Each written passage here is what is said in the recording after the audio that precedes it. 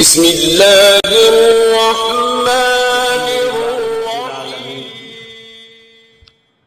वल आक़िबतु लिल्मुत्तक़ीन अस्सलातु वस्सलामु अला सय्यिदिल व अफ़ज़लिल अंबियाइ वल मुरसलीन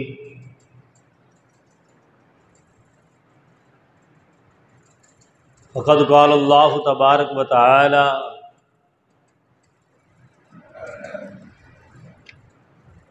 फ़िल क़ुरआनिल मजीद वल फ़ुरक़ानिल हमीद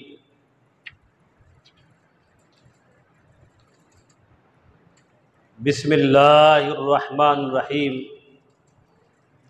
वलिल्लाहि अलन्नासि हिज्जुल बैत मन इस्तताअ इलैहि सबीला वफ़ी मक़ामन आख़र क़ाल अल्लाहु तबारक व तआला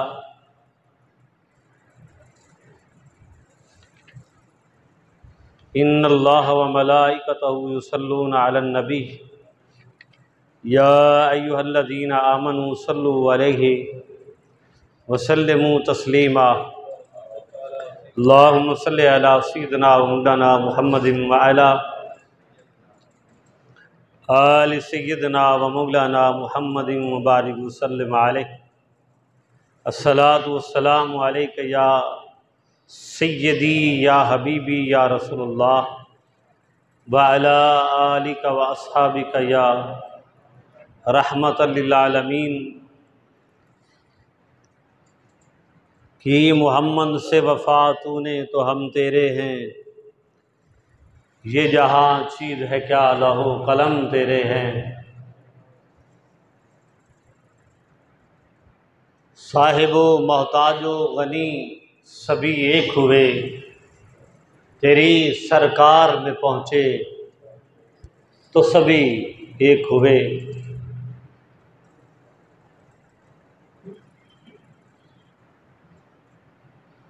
हाज़रीन मोहतरम, सामीन इकराम, अल्लाह जल्ल मजदूहू की ज़ाते बाबरकात का शुक्र है और उस अज़ीम हस्ती का एहसान अज़ीम है कि जिसने आज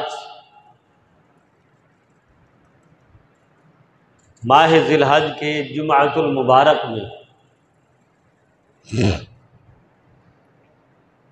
अपनी बारगाह में हाज़िर होने की तौफ़ीक से सरफ़राज़ फरमाया।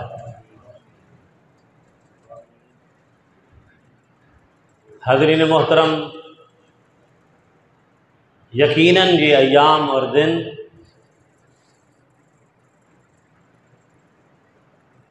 अहले ईमान के लिए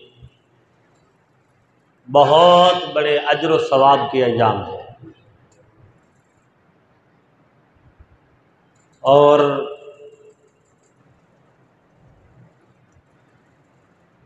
आज 9 ज़िलहज है सऊदी अरब के अंदर और यौम उर्फ़ा है और हुज्जाज कराम के लिए बहुत बड़ी फ़जीलत का दिन है कि जुमातुल मुबारक है। एक हज और दूसरा जुमा, ये एक ऐसी सआदत और फ़जीलत है कि जिस फ़जीलत को अल्लाह ने अपने रसूल की अदायगी हज से मिला दिया है।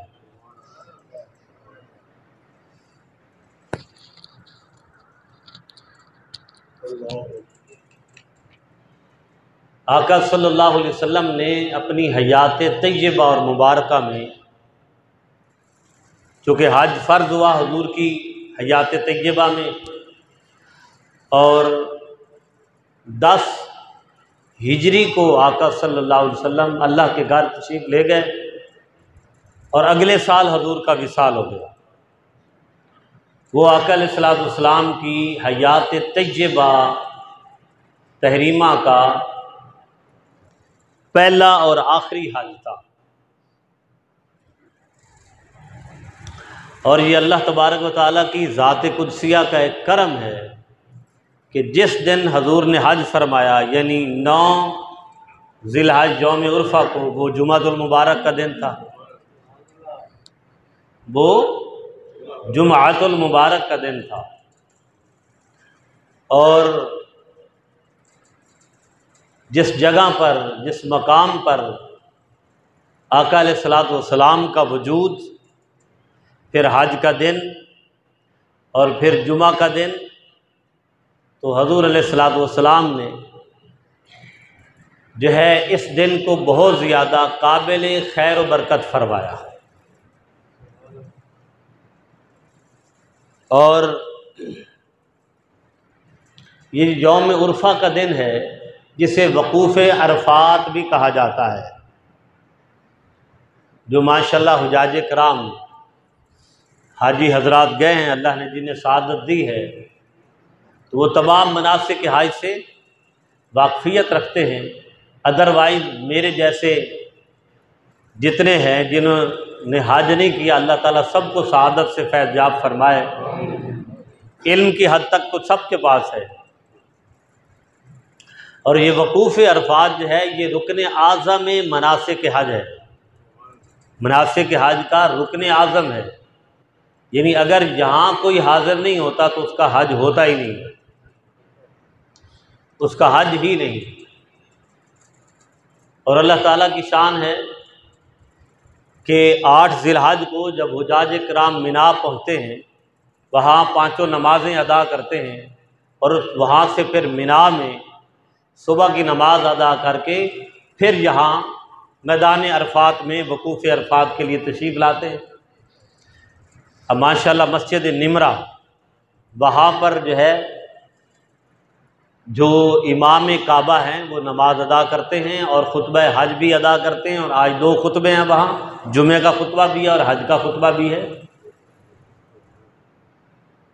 तो अल्लाह तबारक व तआला ने इस दिन को और ज़्यादा काबिल खैर व बरकत फरमाया है। लेकिन एक जो बात उलमा से सीखी है, जो कुतुब में पढ़ा है, वो ज़रा उस कंसेप्ट की क्लैरिटी आपके सामने मैं रखना चाह रहा हूँ कि एक तसव्वुर हमारे ज़हनों में पाया जाता है कि जुम्मे के दिन अगर हज आ जाए तो वो हज अकबर कहलाता है। ये एक ज़बान ज़द आम व ख़ास एक बात है। अब बात ये है कि आका अलैहिस्सलातु वस्सलाम की ज़ात कुदसिया से पहले हज का तो कंसेप्ट ही नहीं था। वो जो ज़माना जहालत के लोग थे, अपने अंदाज से और अपने खराफात पर मुश्तमिल मुख्तलिफ़ अदाओं से अल्लाह के घर का हज करते थे। तो आका अलैहिस्सलातु वस्सलाम के सदक़े अल्लाह तबारक व तआला ने मनासिक हज का जो एक खूबसूरत गुलदस्ता अहले ईमान को अता फ़रमाया, वो गुलदस्ता मनासिक हज इतना खूबसूरत है, इतना दीदा ज़ेब है और इतना खैर व बरकत वाला है कि अल्लाह तबारक व तआला ने हर मनसक हज की अदायगी पर अपनी अनगिनत बेशुमार रहमतों का नज़ूल फरमाया। अब उनके यहाँ उम्रे का तो कंसेप्ट ही नहीं था कि हज पे जो जाए वो उम्रा कर ही नहीं सकता। लेकिन दीन इस्लाम में इस चीज़ की रियायत दी गई, रुख्सत और इजाज़त अता फरमा दी गई कि मन हज्जल बैता अव अतमरा फला जुनाह अलैहि अन यतव्वफ बिहिमा, कि जो अल्लाह के घर के हज के लिए जाए उस पर किसी किस्म का कोई गुनाह नहीं, उस पर कोई कदगन नहीं, उसके लिए कोई कन्फाइनमेंट नहीं, उस पर कोई हद नहीं, उस पर कोई रुकावट नहीं कि जब वो हज के लिए जाए, हज के पहले जो अयाम है वो उम्रा करे। उम्रे पर किसी किस्म की पाबंदी नहीं है। अब आका अलैहिस्सलातु वस्सलाम ने ये ज़हन में रखे कि हज अकबर, हर हज हज अकबर ही होता है, ये ज़हन में रखिएगा। आप में से कईयों ने उलमा से भी सुना होगा, पढ़ा भी होगा कि हर हज हज अकबर ही होता है दीन इस्लाम में। और फिर आका सल्लल्लाहु अलैहि वसल्लम के फरामीन में जो बात मुतरशे होती है कि ये जो उम्रा है इसको हज असगर कहते हैं। मिसाल के तौर पर हम में से अगर कोई उम्रा करके आए तो हम उसे भी हाजी कहते हैं कि नहीं? बोले ना, जो हाजी हजरात हूँ नाराज ना हूँ, जो अल्लाह और उसके घर का तवाफ़ का, अल्लाह के घर का तवाफ़ और दर रसूल की हाज़िरी दे के आते हैं, वो भी हाजी कहलाते हैं, लेकिन वो हज असगर होता है जो हदीस में आया। उम्रा क्या कहलाता है? हज असगर होता है, क्योंकि उसमें जो मनासिक के हज हैं वो अदा नहीं होते। सिर्फ जो है सफ़ा मरवा की सही करने के बाद हल करवा लिया जाता है और उसके बाद इहराम उतार दिया जाता है। लेकिन बाकी जो हज है, जैसे आजकल माशाल्लाह या साल में अल्लाह ताला जिसको तौफीक अता फरमाता है वो करने जाता है, वो हज अकबर ही होता है। एक तो ये ज़हन से बात निकाल दें कि अगर हज जुमे के दिन आ जाए तो वो हज अकबर होता है, बाकी सारे हज असगर होते हैं। ऐसी कोई बात नहीं है, ये ज़हन में रखें। सिर्फ इतनी बड़ी रहमत और करम नवाजी है कि अगर हज जुमे के दिन आ जाए, जैसे आज माशाल्लाह आ गया, हज जुमातुल मुबारक को आ गया, तो अब उसकी फजीलत जुमे की वजह से और बढ़ जाती है। जुमे की वजह से फजीलत और बढ़ जाती है। सबसे बड़ी फजीलत जो ये है कि उन्हें हजूर की निस्बत मिल जाती है कि आका अलैहिस्सलाम ने जब हज फरमाया वो जुमातुल मुबारक का दिन था, जुमातुल मुबारक का दिन था, और खुतबा हज्जतुल विदा जो एक हिस्टोरिकल मकाम रखता है, एक तारीख़ी मकाम है दीन इस्लाम में, हमारे दीन में, कि जिसमें आका अलैहिस्सलाम ने अपनी ज़िंदगी का निचोड़ अहले ईमान को अता फरमाया, अपनी सीरत तैयबा का खुलासा आका सल्लल्लाहु अलैहि वसल्लम ने अता फरमाया। और उस दिन अल्लाह तबारक व तआला ने फिर सूरतुल माइदा आया नंबर 35 फरमाया, अल यौमा अकमलतु लकुम दीनकुम व अतममतु अलैकुम निअमती व रदीतु लकुमुल इस्लाम दीना। ये डिक्लेरेशन दे दी कि ऐ मेरे महबूब, आज मैंने तेरे कदमों के सदके अपना दीन मुकम्मल फरमा दिया, अपना दीन मुकम्मल फरमा दिया। उस दिन ये आया करीमा नाजिल हुई। हज़रत अब्दुल्ला इब्न अब्बास रज़ियल्लाहु तआला अन्हु से यहूदियों का तकरार हुआ, उन्होंने कहा जी, हम यहूदियों ने कहा जी हमारा तो हफ्ता इतना फजीलत वाला दिन ये है वो है।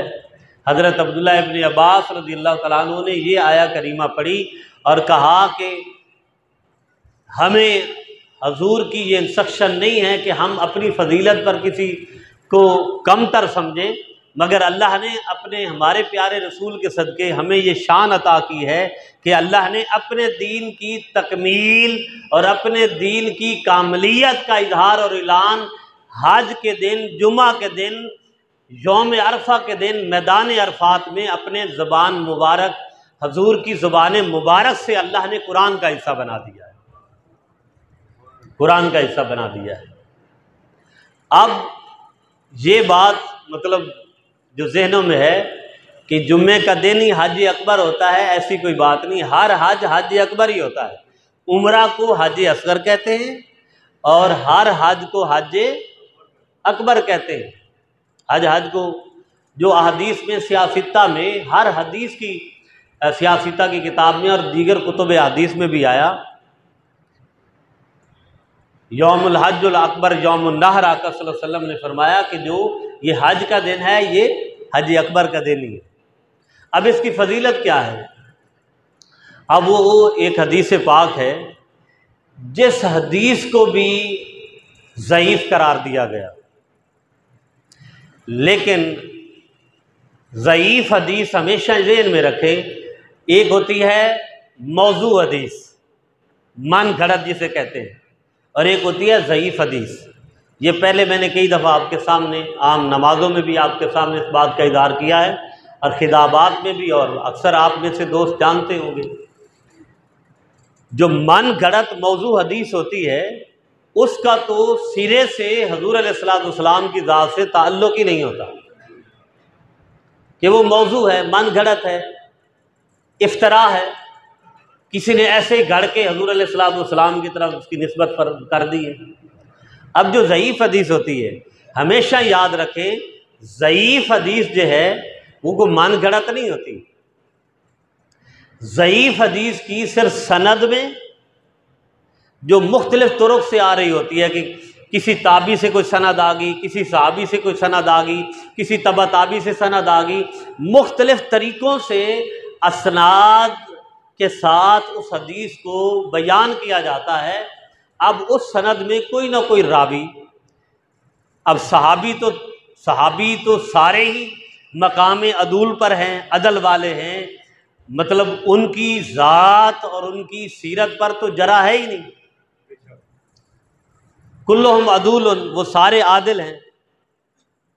लेकिन अब ज़ाहिर बात है, जब ताबीन, फिर तबा ताबीन, फिर आगे सिलसिला रिवायत चलता है, वहाँ कहीं ना कहीं किसी के किरदार में, सीरत में, गुफ्तार में, उसके लहजे में, उसकी ज़िंदगी गुजारने के अंदाज में, उसके इल्म में, उसके अमल में कहीं ना कहीं कोई ना कोई झोल होता है, जिस वजह से कहा जाता है कि इसकी सनद कमज़ोर है। इसकी क्या है? सनद कमज़ोर है। उस वजह से यानी ज़ईफ़ हदीस आप आम लफ्ज़ों में समझे कि हुज़ूर का फरमान ही होता है। ज़ईफ़ हदीस क्या होता है? बोलिए ना। हुज़ूर का फरमान ही होता है, आका सल्लल्लाहु अलैहि वसल्लम का ही कौल है, उसके हदीस रसूल। हदीस का मतलब क्या है? बयान। यानी आका सल्लल्लाहु अलैहि वसल्लम का फरमान होने में, कौल होने में, हुज़ूर अलैहिस्सलातु वस्सलाम की गुफ्तगू होने में कोई शक नहीं है कि वो है हदीस रसूल ही। लेकिन उस सनद में थोड़ा बहुत कजी कमी है, उसके अंदर कोई कमज़ोरी है। अब फुक़हा ने नतीजा ये निकाला कि जो हदीस ज़ईफ़ है उससे अहकाम साबित नहीं किए जा सकते किसी बात पर, यानी हलाल या हराम होने का फतवा जारी नहीं किया जा सकता। ये ज़ईफ़ हदीस से ये बात मुतरश्शी होती है। मगर फ़ज़ाइल में कि फ़लाँ फ़जीलत है, हज की फ़जीलत है, उम्रा की फ़जीलत है, नमाज की फ़जीलत है, ज़कात की फ़जीलत है, कुरान मजीद की तिलावत की फ़जीलत है, एक और मुख्तलिफ जितने भी इंसान को निज़ाम मामलात और इबादात में जितने भी मामलात से पेश पड़ती है, उससे जब फ़जीलत साबित होती है तो ज़ईफ़ हदीस से फ़जीलत बिल इज्मा फ़ुक़हा ने कहा है कि उससे फ़जीलत साबित होती है। अब बात आपको समझ आ रही कि ज़ईफ़ हदीस हुज़ूर का फरमान ही होता है। कोई मत ये समझे कि वो आका सल्लल्लाहु अलैहि वसल्लम का फरमान ही होता, सिर्फ सनद के अंदर कमज़ोरी आ जाती है। अब आइए जिस तरफ मैं आपको लाना चाहता हूँ, इमाम इब्न सीरीन रहमतुल्लाह अलैह, इमाम इब्न सीरीन रहमतुल्लाह अलैह, उसके बाद मुल्ला अली कारी, उसके बाद इमाम इब्न हजर अस्कलानी, उसके बाद इमाम ज़रक़ानी, उसके बाद जो है और इमाम मालिक ने और काफ़ी आइम्मा कराम ने जो है इस बात को, ये जो हदीस है कि जिस हदीस में आका सल्लल्लाहु अलैहि वसल्लम ने फरमाया कि अगर जुमा के दिन हज आ जाए तो उसका सवाब 70 हज के बराबर है। कितने हज के बराबर? मैं थोड़ी सी तमहीद बांधने का मकसद ये था कि हो सकता है आप कहीं बात करें और कहेंगी ये तो गलत है जी, ये तो हदीस ही नहीं है। तो मैंने आपके सामने ये बात इसलिए वाज़े की कि वो कहेगा ये तो ज़ईफ़ है, तो आप कहे जी मान घड़त तो नहीं है, ये कोई मान घड़त तो नहीं है, ज़ईफ़ ही है ना। ज़ईफ़ का मतलब ये है कि ज़ईफ़ का मतलब ये है कि हुज़ूर का फरमान तो है, आका का कौल तो है, हुज़ूर का बयान तो है। अब सनद के अंदर जो नाक़िदीन असनाद हैं, जिनके पास इल्म है, जो अस्मार रिजाल का इल्म जानते हैं, उन्होंने जब जरा व तादील की है, हर एक ने अपने अंदाज से लिया है। और मुल्ला अली कारी रहमहुल्लाह ताला फ़िक़्ह हनफ़ी में मंबाए फ़िक़्ह हनफ़ियाँ ये दिन में रखे। मुल्ला अली कारी का आप नाम सुनते होंगे। फ़िक़्ह हनफ़ी में ये समझे कि उन्हें एक बहुत ज़्यादा क्रेडिबिलिटी और ऑथेंटिसिटी का स्टेज और स्टेटस हासिल है। मुल्ला अली कारी रहमहुल्लाह ताला उन्होंने फरमाया कि इस हदीस पर अगर कोई जरा तदील करे तो उसकी मर्जी है, मगर एक बात देखें, अब फिर वही थोड़ी सी तफसील आपके सामने कि एक बात मैंने की, मैं एक जनरल बात, तो अगर बशीर साहब वो बात कर दें और जैगम साहब बात कर दें तो वो कहेंगे जी 2 बंदों ने बात की है, कोई बात नहीं।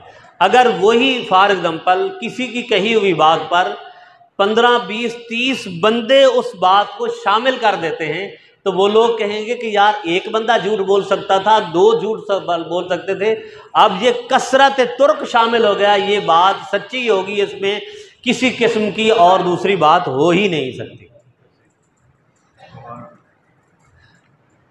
इमाम इब्न सिरीन की किताब है हदीस की जामिउल उसूल फी अहादीस रसूल सल्लल्लाहु अलैहि वसल्लम, उसमें इमाम इब्न सिरीन रहमहुल्लाह ताला, उनकी जिल्द नंबर है हदीस की किताब की 9 सफ़ा नंबर 269, वो फरमाते हैं अन तलहा बिन उबैदुल्लाह बिन कुरैद रज़ियल्लाहु तआला अन्हु अन्ना रसूलुल्लाह सल्लल्लाहु अलैहि वसल्लम क़ाला अफ़ज़लुल अय्यामि यौमुन उर्फ़ा, के दिनों में सबसे अफजल दिन जो है वो यौम उर्फ़ा का दिन है। 9 ज़िलहज का दिन, जैसे आज हाजी हज कर रहे हैं, यौम उर्फ़ा का दिन है।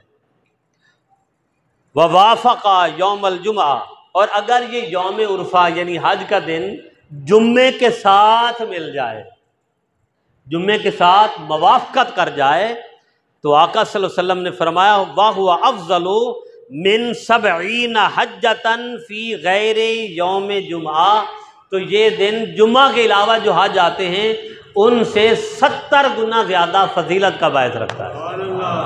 ये हैं रिवायत के अल्फाज, जिसके बारे में सोशल मीडिया में भी बातें हो रही हैं और होती हैं, या कोई आम भी बात करते हैं। अब ये है फजीलत की बात, ये क्या है फजीलत की बात। तो इसमें कोई शक नहीं कि जो जुमा के दिन हाजी वहाँ हाजिर होगा वो बहुत बड़ा इनाम हासिल करता है, वो बहुत बड़ा।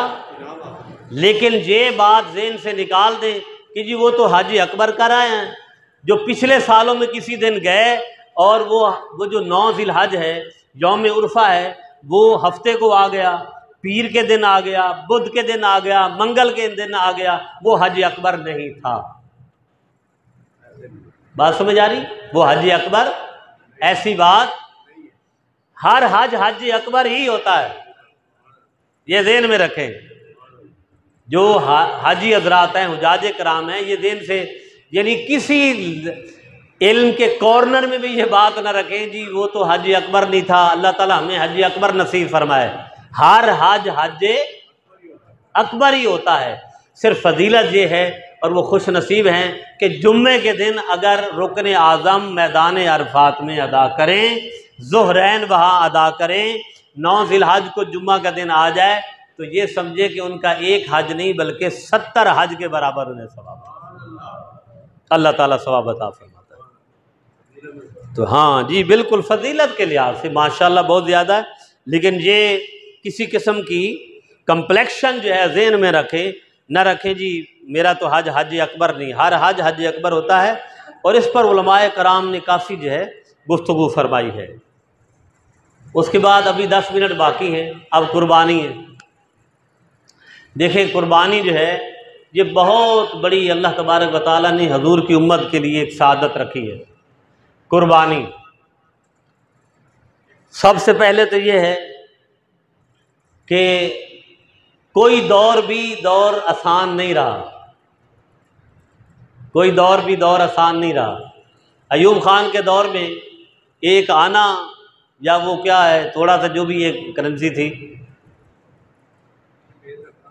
10 पैसे बड़ी थी चीनी की कीमत जी, 1 पैसा। हाँ 1 पैसा तो लोगों ने उस वक्त भी शोर किया था बहुत ज़्यादा महंगाई है। एक बात कर रहा हूँ, आज भी वही महंगाई है, 10 साल बाद भी महंगाई रहेगी, 100 साल बाद भी महंगाई रहेगी, 100 साल पहले भी हालात इंसान के लिए। लेकिन जो जज्बा ईमान है उसके सामने कोई चीज़ भी माना खेज नहीं होती। कुर्बानी का ताल्लुक सिर्फ जज्बा ईमान के साथ है। अगर अल्लाह ताला तौफीक दे, देखें एक बात है इस्तिताअत रखना, एक है तौफीक। अब यहाँ कितने लोग हैं जिनके पास करोड़ों हैं, बल्कि गिनते गिनते ख़त्म ही नहीं होता, मगर उन्हें तौफीक ही नहीं होती कि जाके हज कर ले। और कितने ऐसे हैं कि जिनका ऐसे ही अल्लाह सबब बना देता है और वो जाके रब के घर का तवाफ कराते। तौफीक अल्लाह की अता से है। तौफीक अल्लाह की अता से है। इसलिए कुर्बानी है, और कुर्बान जाएं, कुर्बानी का तसव्वुर और जज्बा देने वाले साहिब शरीयत आका सल्लल्लाहु अलैहि वसल्लम से कि हजूर अलैहिस्सलाम ने हर किस्म की कुर्बानी की है। हजूर ने अपनी तरफ से बकरियां भी ज़िबा की हैं, मेंढे भी ज़िबा किए। हजूर ने आका सल्लल्लाहु अलैहि वसल्लम ने हज खुतबा हज्जतुल विदा की बात हो रही थी, खुतबा हज्जतुल विदा, आज माशाल्लाह हुज्जाज कराम वहाँ हैं, शाम को मुज़दलिफ़ा तशरीफ़ ले जाएंगे जी, शाम को मगरिब के बाद, और वहाँ मगरिबैन यानी मगरिब और इशा की नमाज मुज़दलिफ़ा में अदा करेंगे, रात वहाँ गुजारेंगे नंगे आसमान के नीचे, और सुबह मिना चले जाएंगे, वहाँ जाके कुर्बानियाँ करेंगे। और ये सारा सिलसिला आका सल्लल्लाहु अलैहि वसल्लम की सुन्नत तय्यबा ताहिरा से है। अब हजूर अलैहिस्सलाम ने बकरियाँ भी की है, बकरे भी किए, आका अलैहिस्सलाम ने मेंढे की कुर्बानी भी दी है, हजूर अलैहिस्सलाम ने गाय भी ज़िबा फरमाई है। असहाब कहते हैं कि हमारे घर हजूर अलैहिस्सलाम के काशाना अक़दस से गोश्त तकसीम होता था, और ये कहा जाता था कि हुजूर ने अपनी अज़वाज की तरफ से गाय की कुर्बानी पेश फरमाई है, क्योंकि 7 हिस्से होते हैं। ऊँट भी ज़िबा फरमाया है। अब आप ये देखें कि एक आका अलैहिस्सलाम अगर चाहते तो अपनी तरफ से गाय भी ज़िबा कर सकते थे, एक ऊँट अपनी तरफ से भी ज़िबा कर सकते थे, मगर जो 7 हिस्सों का कंसेप्ट है वो तो लजपाल आका है, क़यामत तक के लिए अपनी उम्मत का ख्याल रख दिया। कहीं कुरान में है कि बड़े जानवर में 7 हिस्से रखो, ऊँट में, गाय में, बैल में, कहीं कुरान में है? नहीं, फरमान रसूल में। हजूर ने अपनी उम्मत का ख्याल रखा है। आका अलैहिस्सलाम को पता था कि क़यामत तक मेरी उम्मत जो आती रहेगी, हर एक इंडिपेंडेंसी और इख्तियार के साथ पूरी कुर्बानी लेने का जो है वो इस्तात नहीं रखेगा, हिस्सा ज़रूर डालेगा। जब हिस्सा डालेगा अल्लाह उसे कामिल कुर्बानी का सवाब अता फरमाएगा। अब आप देख लें, आज भी 20, 22, 25, 18, 17, 14, कहीं ना कहीं इससे कम कहीं ज़्यादा है। जब महल्लेदार आपस में मिलते हैं तो ज़रा 25, 26, 30 तक चले जाते हैं, अच्छा जानवर आ जाता है। बात यह है, बात है सवाब की। अब कुर्बानी किस पर फ़र्ज है? हज़रत अली अल मुर्तज़ा, बल्कि उससे पहले हजूर की बात कर लेते हैं, आका सल्लल्लाहु अलैहि वसल्लम की। अम्मा आयशा रज़ियल्लाहु तआला अन्हा फरमाती हैं, आप फरमाती हैं कि एक एक महीना गुजर जाता था हमारे घर में, यानी हजूर के घर में, हजूर के घर के चूल्हे में घास फूस उग आती थी और आग नहीं जलती थी, रोटी। अब ये तो फिर दर्जा है ना, आका सल्लल्लाहु अलैहि वसल्लम की शान है। लेकिन हजूर मदीना तशरीफ ले आए और हर साल कुर्बानी फरमाते रहे। अब कोई कहेगा जी मैं तो साहिब निसाब नहीं हूं। साहिब निसाब क्या? 7.5 तोले सोना या 52.5 तोले चांदी? भाई उसके मिकदार मेरे पास पैसे नहीं, मैं कुर्बानी करूं। हज़रत अली रज़ियल्लाहु तआला अन्हु के बारे में ये आता है कि आपने सारी ज़िंदगी ज़कात अदा नहीं की, जितनी आपकी हयात तय्यबा है। भाई क्यों नहीं की? क्योंकि साहिब निसाब ही नहीं हुए, साहिब निसाब ही नहीं हुए। मगर हज़रत अली हर साल 2 कुर्बानियाँ देते थे। कभी हज़रत अली रज़ियल्लाहु तआला अन्हु ने यह नहीं फरमाया कि मैं तो साहिब निसाब नहीं, मेरे घर का इतना जो है वो सामान नहीं, और कुर्बान जाएं हम अपनी ज़ात पर। असी कुड़ी मुंडे की शादी भी ऐन धूम मजा के करने, 10-10 लाख खर्च हो जाते हैं। हर खुशी आजकल तो माशाल्लाह ये छोटी मोटी सालगिरह जो हर जगह होती है तो वो भी लाखों तक पहुंच जाती है। शादी खैर की जहां बच्ची की बारात आनी होती है या बच्चे की शादी का मामला होता है, वो तो जाकुना आज के माशरे में जो इंसान का सिलसिला मंगनी से शुरू होता है खैर से, और फिर निकाह और फिर मेहंदियाँ, और कितने खर्च कर जाते हैं। कभी हमने कहा कि हमारे पास ताकत नहीं, लेकिन तो हमारे लिए ये ईमान ख़त्म करने वाली बात है कि अगर कोई कहेगी जी मेरी तो इस्तात नहीं, मेरी को ताकत ही नहीं। हाँ, ये अलग बात है कि बाज़ औक़ात मरूज़ी हालात ऐसे आ जाते हैं कि बंदे का कारोबार डेड हो जाता है, बंदे पर ऐसे अचानक कर्जा चढ़ जाता है कुछ ऐसे अचानक मामला आ जाते हैं तो अल्लाह ताला ने, वो तो बेनियाज है, तो वो तो फरमाता है कि अपने आप को तकल्लात ताहलेकू ला तुल्कू, अपने आप को खामखा किसी नुकसान और हलाकत की तरफ मत ले जाओ। ला तुल्कू आइदियाकुम इला ताहलुका, कि आपके पास ताकत ही नहीं, यानी कर्जा कोई उठाए कहे मैं कुर्बानी कर रहा हूं, वो जायज़ नहीं है। लेकिन मेरे भाई, अगर हिस्से तक हम में, मेरे समेत सब के पास जितनी तौफीक है, कुर्बानी का जज्बा रखें, अल्लाह हिम्मत अता फरमाने वाला। इसका तल्लुक़ सहब निसाब यानी निसाब के साथ नहीं है जो ज़कात के लिए। ज़कात के लिए तो सहब निसाब वो पूरा साल होना लाजमी है ना, कि साल आपका कारोबार रहे, तिजारत रहे, वो माल मुनाफियत रहे, फिर आप पर ज़कात है। और कुर्बानी के लिए सहब निसाब होना लाजमी नहीं। एक ये मसला आपके गोशगुजार करना था। दूसरा ये है कि देखें, अगर तो बच्चे छोटे हैं, बच्चियाँ छोटे हैं, मियाँ बीवी घर में रहते हैं, वो सरबराह है, सरबराह अपनी तरफ से एक कुर्बानी कर दे या किसी बड़े जानवर में हिस्सा ले ले, लेकिन वो अपनी तरफ से करेगा, सब की तरफ से हो जाएगी अगर बच्चे नाबालिग हैं। लेकिन अगर किसी घर में ये सूरत हाल है कि बीवी भी कमाती है, बच्ची भी साहब रोज़गार है, बच्चे भी रोज़गार हैं, वो भी नौकरियां करते हैं, सारा कुछ है, लेकिन अब्बा जी कुर्बानी करें, साढ़े तो कुर्बानी कोई नहीं।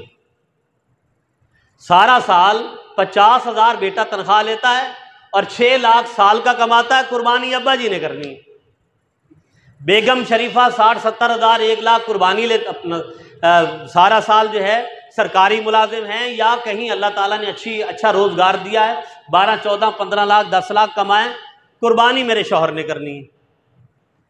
तो ये इस्लाम में कंसेप्ट नहीं है। अगर घर के 5-6 अफराद बरसरे रोज़गार हैं, एक बड़ा जानवर लें और सब की तरफ से इज्तिमाई कुर्बानी कर दें, सब की तरफ से हो जाएगा। एक ये मसला है। और दूसरा मसला ये है, आपके गोश्त गुजार करूं कि इस दफ़ा जी मैंने कर दिया, अब मैं अपने बच्चों की तरफ से कर रहा हूं। देखें, अगर बच्चे नाबालिग हैं तो उनकी तरफ से कुर्बानी नहीं। कुर्बानी के लिए ज़रूरी है कि आकिल हो, सबसे पहले मुसलमान होना, फिर बालिग होना, फिर आकिल होना, फिर मुकीम होना, कि वो रहता हो, कहीं सफ़र वगैरह में ना हो। इस्लाम ने मजबूर तो नहीं किया, एक खुशहाली के साथ, जज्बा ईमान के साथ। तो ये नहीं कि इस दफ़ा मैंने कर ली है, अगली दफ़ा जी मैं अपनी बेगम की तरफ से कर दूँगी। नहीं, आप खुद करेंगे। अगर हम में से कोई दूसरे की तरफ से करना चाहता है, अपनी घरवाली की तरफ से, बेटी बेटे की तरफ से, मरहूम वालिदैन की तरफ से, या आका सल्लल्लाहु अलैहि वसल्लम के नाम पे सबसे पहले अपने तरफ से कुर्बानी करेगा, फिर चाहे जिसकी तरफ से मर्जी कर ले कुर्बानी। लेकिन ये कंसेप्शन बिल्कुल गलत और फॉल्ट है कि जी मैंने तो कर लिया जी, मैं तो 10 साल से कर रहा था, चलो जी अब मैं अपने कहा जी ये कुर्बानी अपने बेटों के लिए कर ले। नहीं, अगर हम घर के सरबराह हैं और बच्चे नाबालिग हैं, बच्चियां नाबालिग हैं, या बच्चे बालिग या बच्चियां बालिग भी हैं मगर वो बरसरे रोजगार नहीं हैं, बरसरे रोजगार नहीं हैं, तो फिर वो सरबराह के तौर पर अपनी तरफ से कुर्बानी कर सकता है। अल्लाह ताला कबूल फरमाने वाला है, अल्लाह ताला कबूल फरमाने वाला है। ये 2-4 मसाइल थे। और अगली बात जी, कुर्बानी का जानवर किस तरह का होना चाहिए। अब देखें, आजकल बीमारी भी हैं, मुख्तलिफ हैं, और ये अब इससे क्या कहा जा सकता है। कुछ शुनीद ये भी आ रही है कि ये लोग महीना 2 पहले अजीब से टीके लगाते हैं जानवरों को कि उनका जिस्म फूल जाए। कोई खुराकों में अजीब फूड जैसे ब्रायलर को डाली जाती है, इस तरह की डालते हैं, उनका जिस्म फूल जाता है और वो इस तरह की बीमारियां ऑटोमेटिकली जनरेट हो रही हैं। हालांकि चंद साल पहले इन बीमारियों का नाम निशान ही नहीं था। ये भी सूरत हाल है। तो जानवर अच्छा ले, बेऐबदार ले, जिसमें कोई ऐब ना हो, जहरी देखने में, उसकी जो देखने में भी मोटा फरबा हो, सारा कुछ है। लेकिन वो लिखने वाले ने अच्छा जुमला शेयर किया कि जानवर बेशक बेऐब होना चाहिए, लेकिन पैसा भी बेऐब होना चाहिए। बात समझ आ रही है ना, कि जानवर खरीदते हुए इंसान इसका लाजमन ख्याल करे और करता है कि जानवर बेऐब होना चाहिए, मगर पैसा भी, बोलिए ना, पैसा भी, अल्लाह को ढेर से कोई सरोकार नहीं। अल्लाह ताला को कि मेरे पास कुर्बानी की तौफीक यानी इस्तात नहीं, तौफीक नहीं, इस्तात नहीं है, अगर मैं खरीदूंगा तो मेरा चूल्हा ही ठंडा हो जाएगा। अल्लाह ताला फरमाता है कोई बात नहीं मेरे बंदे, आगे कोशिश कर, फिर तौफीक दे दूंगा।